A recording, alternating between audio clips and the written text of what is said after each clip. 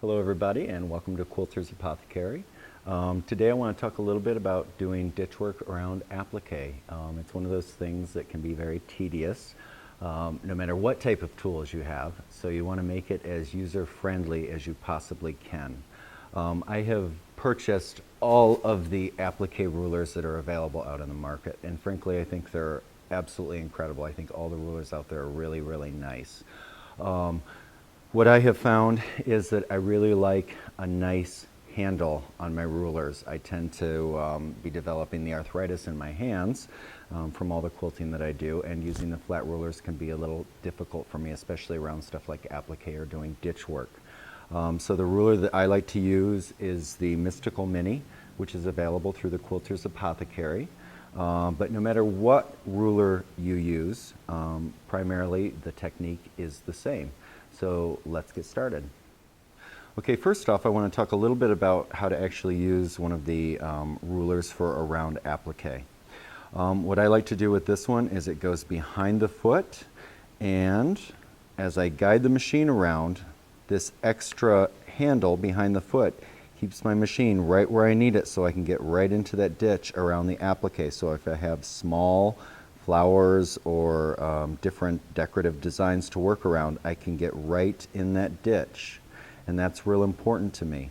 The other thing I want to talk about a little bit when using an applique type ruler is that you want to make sure that you are using, at least for me, my recipe, and it tends to work really well, is I will use my dominant hand up on the tall handle or the regular handle of whatever brand machine that I'm using, and then I use my non-dominant hand on the ruler, or if I were using a micro handle, on the micro handle.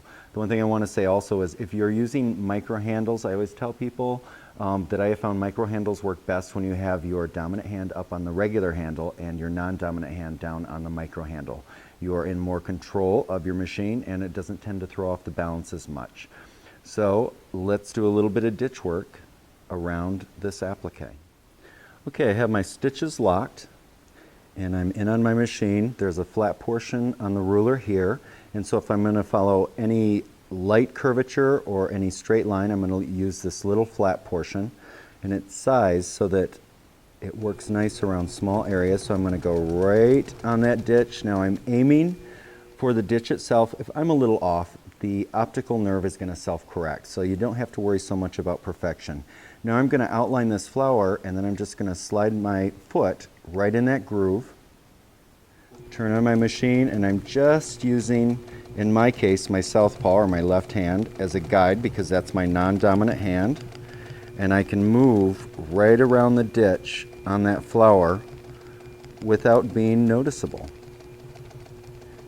And in this particular quilt, I'm using a double layer of 80/20 so that way the quilting pops.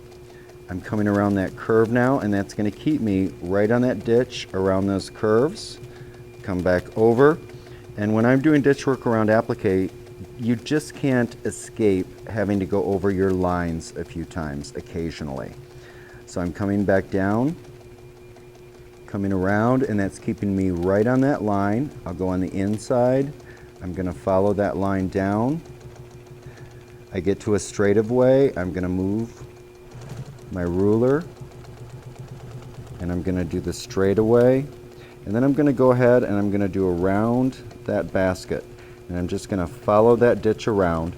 Whenever I do ruler work, I tend to work fairly slow. I'm more concerned about quality. Even though I'm not the best stitcher, I want it to be as good as it can possibly be. Come up, come back down a little bit, and I'm going to travel and outline that decorative fabric in that basket. Again, any type of ruler work can be a bit tedious. That's just nature of the beast. You can't really change that, but you can have the tools that will make the experience a little bit more enjoyable, a little bit more of an art form. I'm going to come up, follow that basket around, and again, when I have to go around tight areas, I just slide that right into the foot and come around.